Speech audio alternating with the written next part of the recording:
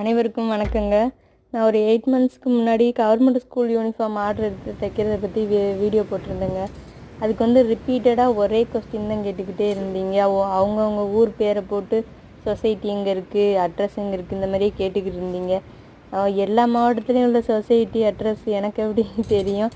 ஆனால் வந்து நாங்கள் எப்படி ஆர்டர் எடுத்தோம்னு சொல்லி சொன்னால், எங்கள் பக்கத்தில் இருக்க கவர்மெண்ட் ஸ்கூலில் போய் நாங்கள் வந்து உங்களுக்கு வந்து யூனிஃபார்ம் எந்த சொசைட்டியிலேருந்து வருது அப்படின்னு சொல்லவும் ஹெச்எம் வந்து எங்களுக்கு அட்ரஸ் கொடுத்து நாங்கள் வந்து அது மூலமாக தான் சொசைட்டி அப்ரோச் பண்ணி நாங்கள் வாங்கி தைச்சோங்க.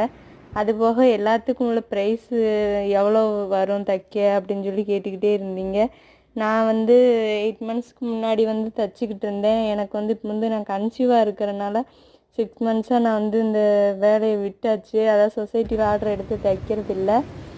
நான் வந்து தைச்சது வந்து பசங்க ஷர்ட் மட்டும்தான் தைச்சிக்கிட்டு இருந்தேன். அதுக்கு எனக்கு 17 ரூபா போட்டாங்க.